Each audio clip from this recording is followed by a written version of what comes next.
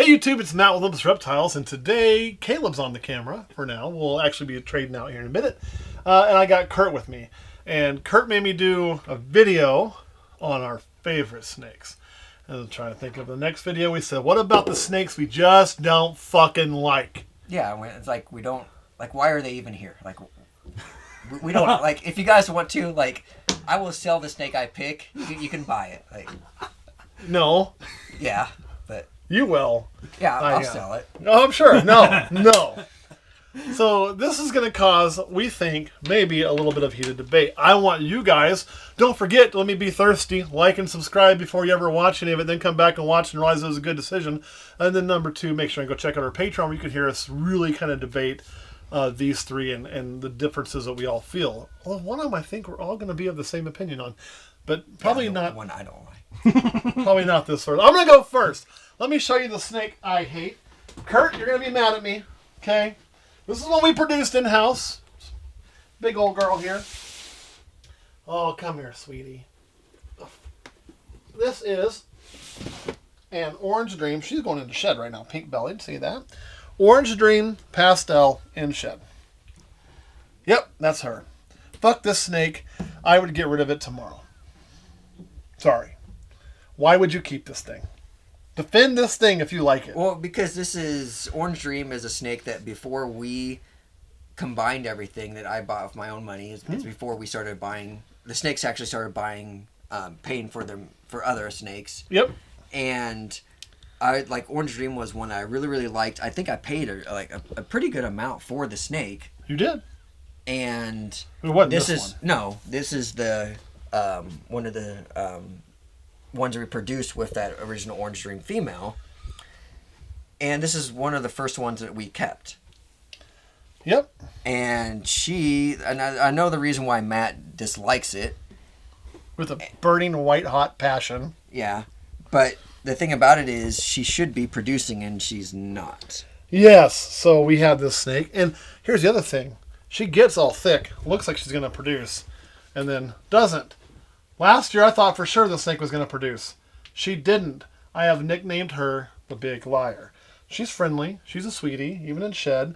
But she just pisses me off and frustrates me to no end because she can do great things, and she just doesn't. She's how old now? I think this is the second or third year that we've tried to breed her. At least the third year. We put her to different males. I don't know what it is. This year, she's getting my male who never fails. So it's all on her. I actually think the snake may not be capable of production. I don't know. That's why I don't like her, because what good is a female that can't lay eggs? Caleb, what are your thoughts on this, the Big Liar? Yeah, I mean, we have a love-hate relationship. I love how it looks, and I love what it can do. But I think there was like 2 or 3 times last year where I was like, oh yeah, for sure going, and then never did. And so it breaks my heart every time she makes a liar out of me. And she's big, she's thick, she's healthy. I mean, everything is right for her to go. She just doesn't do it. Go on, get in there. So that is my snake that I hate. And that's the thing is, like, when you do get, like, produce snakes and you breed them, there is a slight chance that they're just not viable to produce. Yeah. And you don't know that until you try to breed them. And then after a few years, you got to, like, throw your hat in and be like, well, we've tried and it hasn't produced, like... I get it. Like, if that snake produced, it would not be my most hated snake in here. Not by a long shot. It's just the fact that I'm like, everything should be right. Like, everything should be there.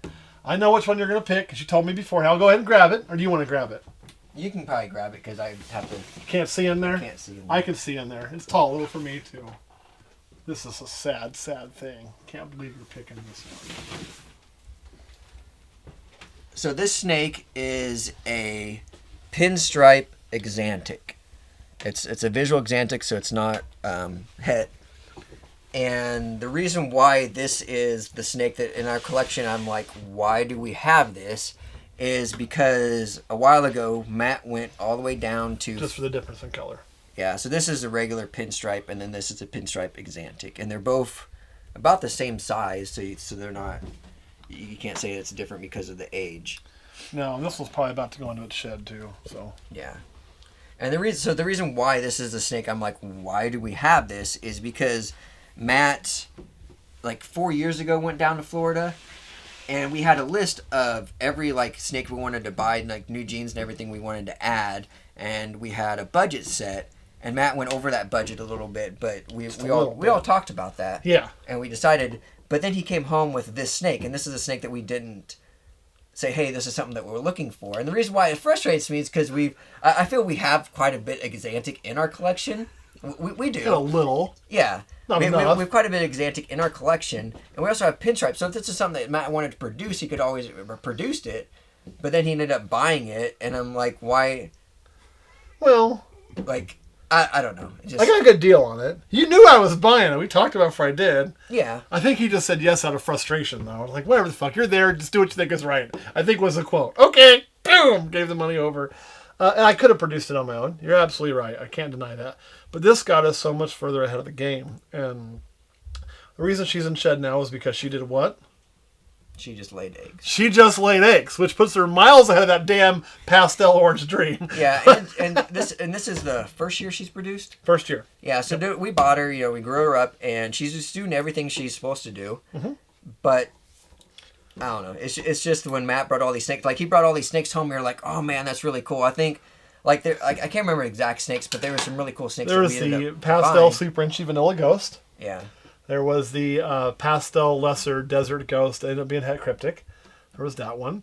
There was both the blood pythons. Yeah, and the ivory. The ivory male. It's a super pastel ivory. It wasn't super pastel. It was a pastel inchy ivory, I think. And then there was this one. Yeah. I was supposed to get a green tree. Couldn't find a green tree. Yeah. I would have been happy with a green tree. More happy than this one, but... But here's the thing. This snake let us jump to the front of the line. I didn't have to produce hets. It was already a visual female. We needed more visual females in there without having to wait to raise them all up. Because we're still raising a lot of the visuals we produced. Yeah. And with this girl, I could put the Killer Zebra Bee to her, which is what I did. So I'm going to guarantee the minimum is a pastel Exanthic. We have a shot at the Spinner Exanthic, or the Spinner Blast Exanthic, I should say, which would be freaking amazing. And it's not a long shot, man. It's really, there's only 3 genes we got to catch. Well, actually, we can't make we can make the Spinner Blast. Sorry. We can't make a killer spinner. There's really only 2 genes we got to catch to do that. Pastel's guaranteed, right? Exanthic's guaranteed. All I've got to do is catch pin and spider. So it's really a 1 in 4 at a Spinner Blast Exanthic on those eggs, which would be phenomenal. So that's really kind of why. I knew you weren't into this. What I hope is when you see the babies that she produces, you'll be like, all right, I get it. Because that's going to be a good clutch for us. A good clutch. Solid clutch. Yeah. And the thing about it, too, is you went all the way to Florida to buy a snake from a guy that produces it in Kansas. So that is true. This was produced in Kansas. I think this came by... We have Judd McClanahan and John Dog. I think this was a John Dog produced snake. Really great example of it, too. And I did. I drove all the way to Florida to get a snake out of Kansas. But for the record, you know what else we got there? The Pastel Desert Ghost female, who still isn't ready to produce yet. She's getting there. She's just been a slow grower. I mean, she's on the edge. She's old enough. We bred her anyway, but I don't think she'll go some more to spur along. But we got both of those from those guys. And with a package deal, it was like, I almost had to buy it. Yeah. Well, if they just gave it to you for free, I could understand. But if you paid money for it... I did pay money for it. Oh, well then, yeah. I don't know. So this snake might be for sale soon. No. This one produces. This one pays its rent. Yeah. And it's going to pay valuable rent.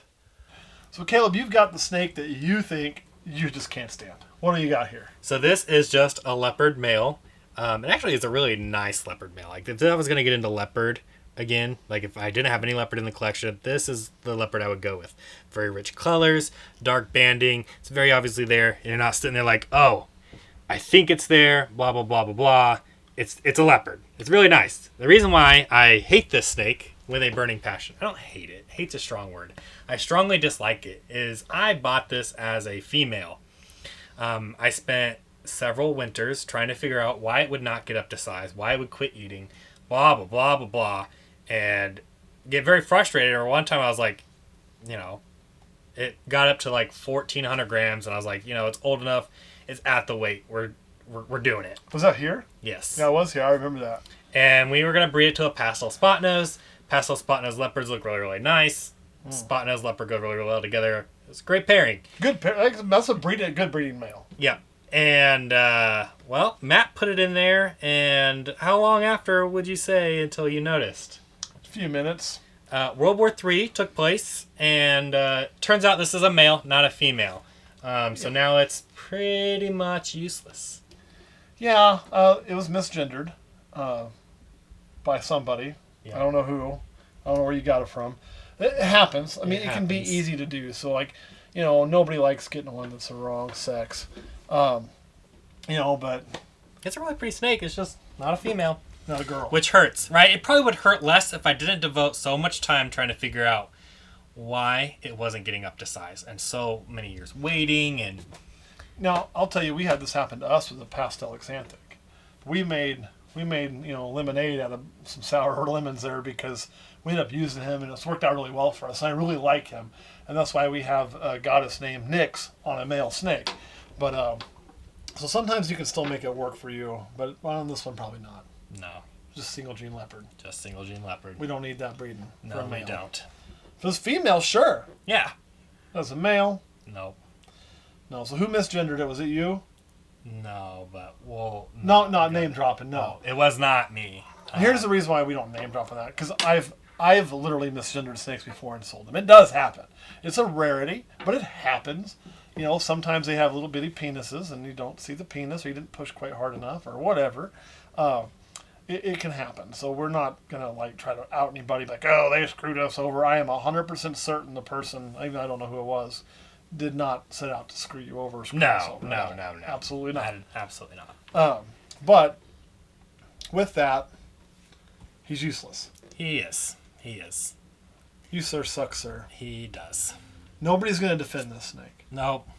See, with Kurt's snake, I defended it because I want to keep it. With the one I picked, Kurt defended it because he wants to keep it. With this snake, we're all just like, meh. Yeah, you're eating up rack space, buddy. You're not getting anything done. Nope. And it's not that he's bad. He's a great eater. He's a really nice snake. He's just... Yeah. Probably a good breeder, too. But we don't have use for him. We don't. We don't really have a use for him. I mean, if he was het something, sure. There's another gene or two in there. Right. Sure, but... No. What am I going to do? Make leopard pastels out of this? Right. I could throw it to a multi-gene female and make it worthwhile, but I also have other things I can throw those multi-gene females to make worthwhile. Even more worthwhile. Yep, absolutely. And that's just kind of the reality, unfortunately, for him. He's too big to be croc food. Yeah. Which we wouldn't do anyway. So anything you want to add about this snake? Nope, he's pretty, but he sucks. And with this misgendering, do you feel so bad about it because this is something that's happened other times for you?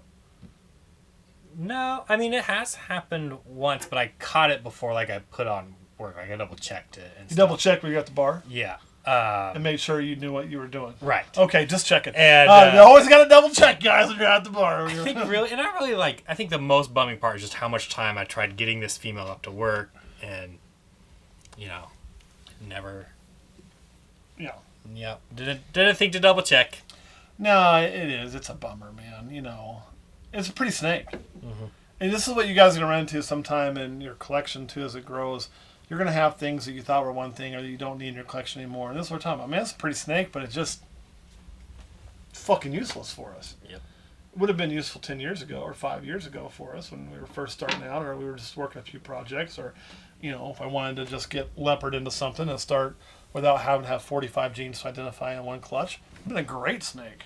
But now, Kurt, what do you think about it? I really like the pattern and all that, and I think it's a good example of the leopard. But, it is what it is. It is what it is. I didn't spend all the time, thinking it was a female. No, but we've done that. Yeah, we had Artemis. We've done it twice. That's right. Our male pied was sold to us as a female, and that damn thing was frustrating until I popped 2 hemipenes out of it, and then the Nyx, the pastel exanthic. So it's just It is what it is. It is what it is. Yeah, absolutely. It's kind of a shit show. It happens. So anyway, what we can tell you is if I die, that Exantic Pinstripe will be up for sale within about 30 seconds. If Kurt doesn't pay attention, that Pastel Orange Dream is going to be up for sale in about 30 seconds. And, or if it doesn't have eggs this year, I think we've already said fine, it can go away if it doesn't have eggs. Because, and this one we probably will part with it sometime soon because it's eating up an FB70 and it doesn't need to. No. Yeah, you're even a female tub and you're not a girl. So you're going to get an eviction. All right, anything else we want to add? Nope. Kurt? All right, guys, thanks for watching. We'll see y'all next time.